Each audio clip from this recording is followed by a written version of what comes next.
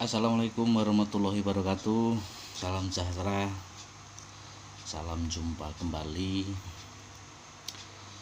Di kesempatan kali ini saya akan coba mengupas, membuka makna-makna yang tersirat di dalam gerakan-gerakan suatu ibadah yang dinamakan ibadah sholat. Banyak yang kurang mengerti, banyak yang tidak paham sholat itu apa, tujuannya apa. Sudah dijelaskan di dalam kitab Al-Quran. Perintah sholat itu adalah apa? Dirikanlah sholat hanya untuk mengingatku. Ku itu siapa? Jadi ku itu sang pencipta, yaitu Allah Subhanahu wa ta'ala. Dan tujuan sholat itu apa? Ternyata juga sudah tertulis dalam firman di sebuah kitab Al-Qur'annya. Inna sholata tanha anifasai wal mungkar. Dirikanlah sholat untuk mencegah perbuatan keji dan mungkar. Jadi sudah jelas perintahnya itu untuk mengingat Tuhan, mendirikan sholat itu. Dan tujuannya pun sudah jelas, mencegah perbuatan keji dan mungkar.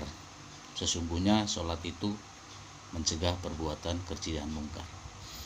Bagaimana untuk kita bisa mencapai tujuan-tujuan yang terkandung di dalam sholat?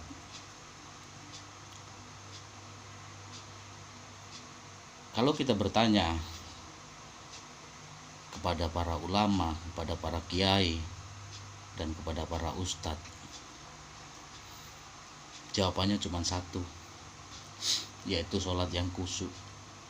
Saya pernah bertanya kepada seorang ulama, bagaimana cara sholat yang khusyuk? Katanya kita harus paham dengan artinya, harus paham dengan maknanya.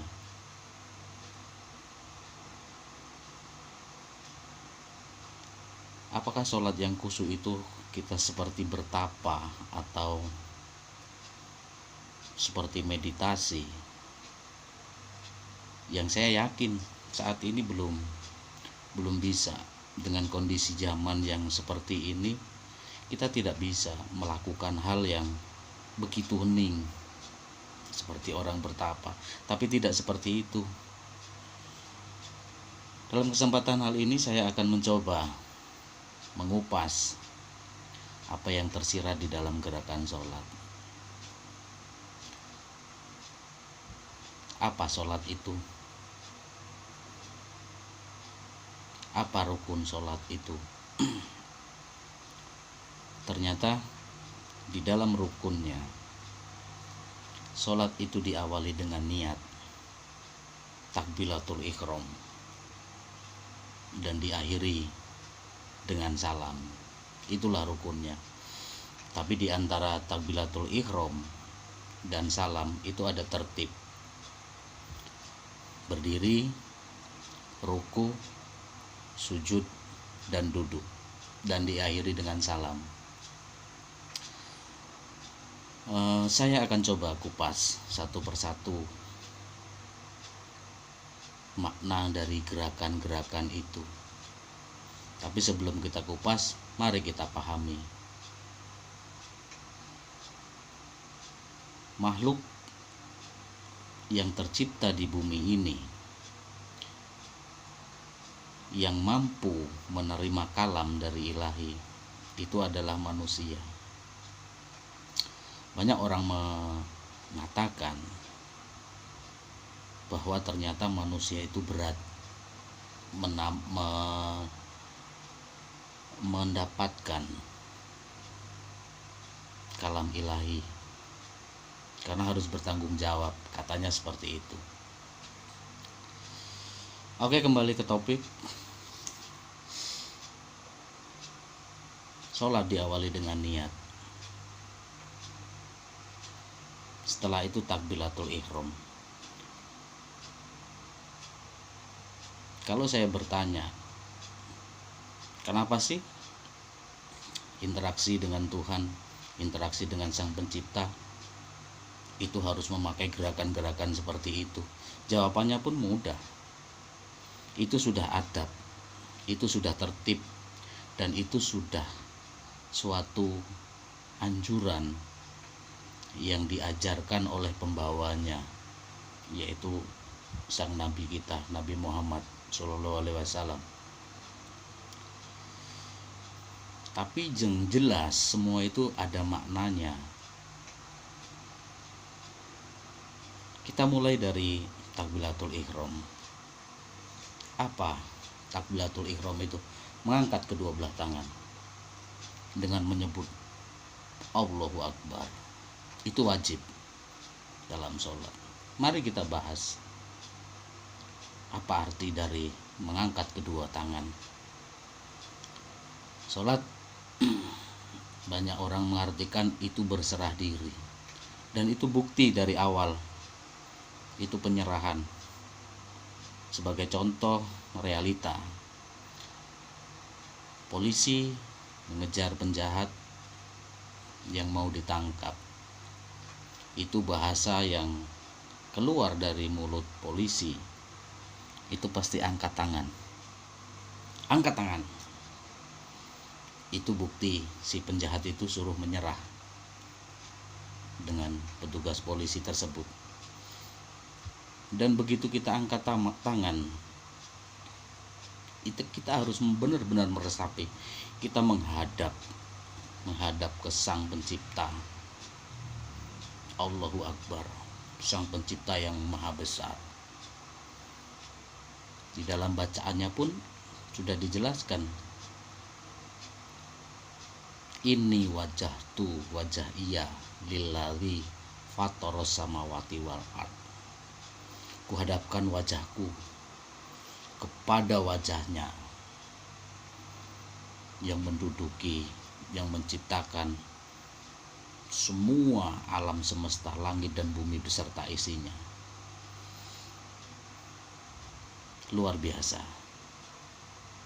Kita menghadap ke Sang Pencipta yang begitu besar, yang memiliki semua alam ini. Dan bukti penyerahannya itu ada di kata-kata yang selanjutnya.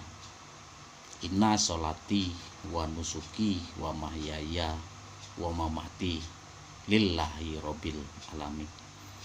Itu bukti penyerahannya di situ. Sesungguhnya ibadahku, sholatku, hidupku dan matiku kuserahkan. Itu bukti penyerahannya. Jadi kalau setelah itu kita ini menghadap Sang Pencipta, itu sudah suatu kewajiban. Kenapa kita harus mengharap pahala sekian derajat? Kalau sendiri di rumah hanya satu, kalau berjamaah 27, jangan kita pikirkan di situ. Ini sudah kewajiban manusia menyembah Sang Pencipta. Tapi kembali saya akan jelaskan kenapa kita berdiri di saat setelah takbiratul ihram itu.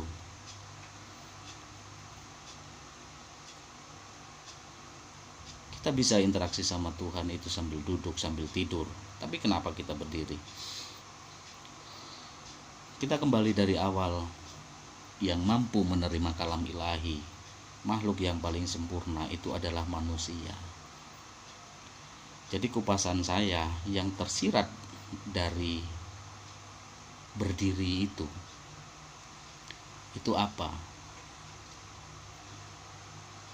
Ternyata selain manusia, Allah itu menciptakan satu makhluk hidup yang dari lahir sampai dia mati itu berdiri.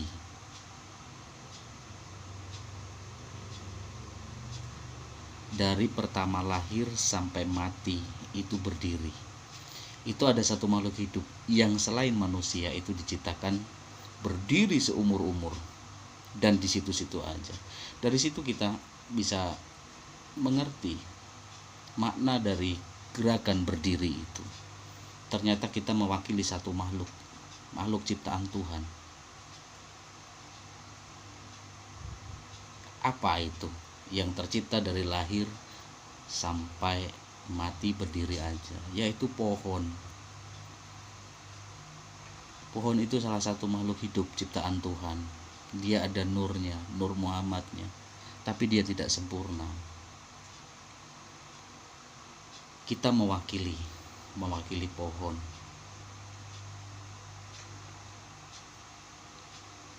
Yang gerakan selanjutnya setelah berdiri itu rukuh. Kenapa harus rukuh? Ternyata kita yang makhluk sempurna ini mampu melakukan itu, dan pohon tidak bisa rukuh untuk gerakan selanjutnya. Makna yang terkandung di dalam rukuh itu apa? Selain manusia, Allah juga menciptakan makhluk yang dari lahir sampai mati itu rukuh seumur-umur. Apa contohnya? Binatang berkaki 4. Dari lahir sampai mati dia akan rukuh, dan manusia mewakilinya nanti akan paham dengan semuanya itu. Setelah rukuh, gerakan selanjutnya berdiri, i'tidal. Nah, contoh dari binatang berkaki 4 itu apa? Kambing, sapi, kucing, macam-macam binatang. Karena mereka tidak sempurna, mereka tidak bisa melakukan gerakan selanjutnya, berdiri di atas 2 kaki, i'tidal.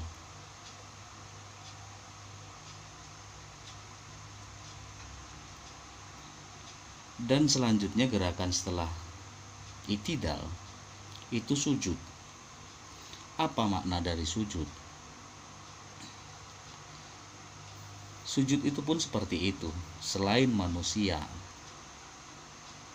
Tuhan itu menciptakan suatu makhluk hidup yang dari lahir sampai mati itu sujud seumur-umur. Dia tidak bisa berdiri, dia tidak bisa rukuh. Apa contohnya? Binatang melata. Binatang melata itu apa? Ular, cacing, buaya, cicak, kadal. Itu makna dari gerakan sujud. Gerakan selanjutnya duduk.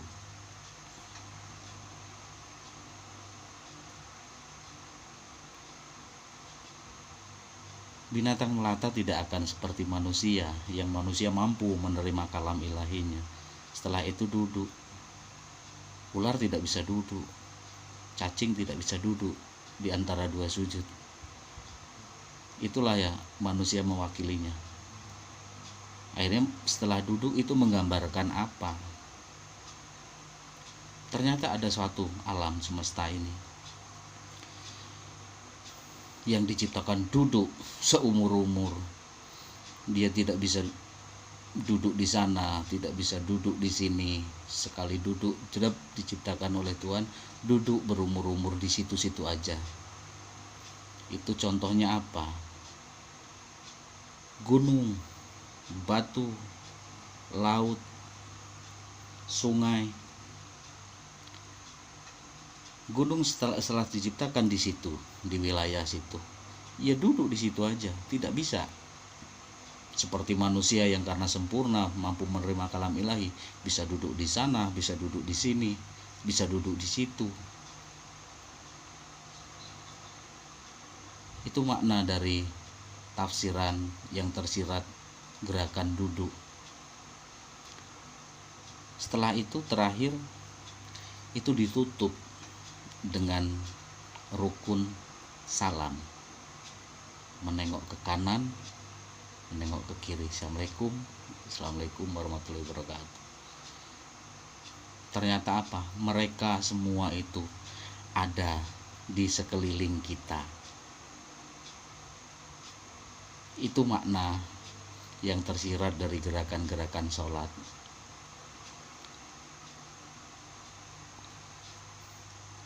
Bagaimana bisa tercapai bahwa sholat itu mencegah perbuatan keji dan mungkar? Kita harus pahami dari awal gerakan.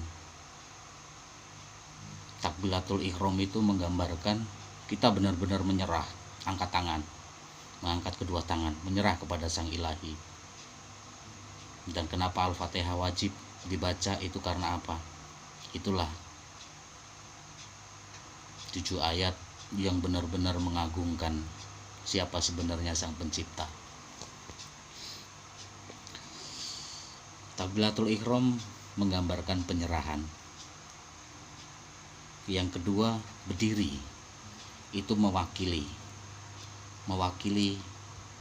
makhluk hidup yang selalu berdiri, yaitu pohon.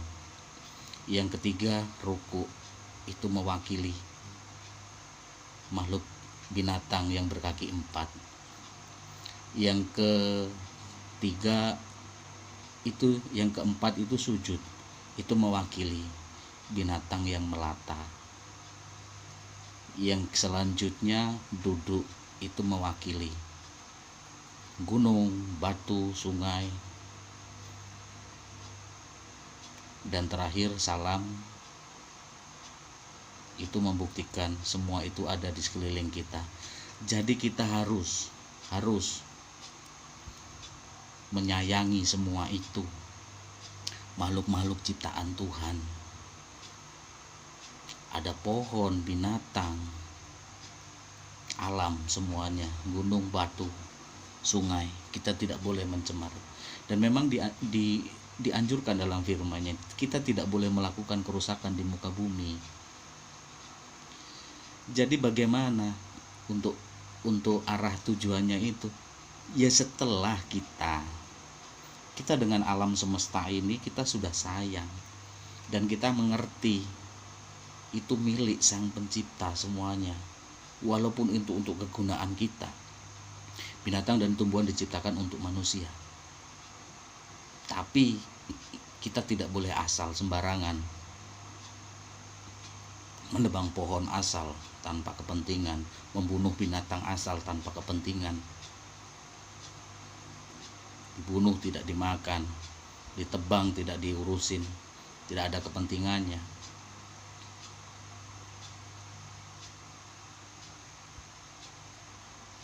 Itu akan ketemu. Jangankan, akhirnya kita akan mengerti makna dari semua itu, akan mengerti. Kita akan sayang kepada makhluk lain selain manusia. Kita akan memeliharanya semuanya. Dari situ kita akan timbul. Jangankan sama orang, sama binatang dan tumbuhan pun kita sayang. Itu makna yang tersirat di dalam gerakan sholat. Makanya akan ketemu nanti tujuannya mencegah perbuatan keji dan mungkar. Kita sayang kepada makhluk-makhluk lain selain manusia, berarti kita akan timbul rasa sayang kepada sesama kita. Kita akan toleransi sesama manusia dan akan menciptakan kedamaian, akan menciptakan keindahan, akan menciptakan kebersamaan, saling toleransi. Itulah kandungan makna yang tersirat dalam gerakan-gerakan sholat. Mohon maaf kalau banyak kesalahan. Itu mutlak dari kebodohan saya. Dan saya selalu berpikir, apa makna dari semua itu? Seorang nabi tidak mungkin mengajarkan sesuatu yang tidak ada maknanya. Dan saya sudah jelaskan tadi makna yang di atas. Itu mewakili, semua gerakan itu mewakili semua makhluk hidup yang ada di alam semesta ini. Cukup sekian. Mohon bimbingannya, mohon komentar di bawah, mohon dibantu untuk share, untuk membagi kalau video ini ada manfaatnya. Mohon beri masukan kepada saya. Saya Iri, Assalamualaikum warahmatullahi wabarakatuh.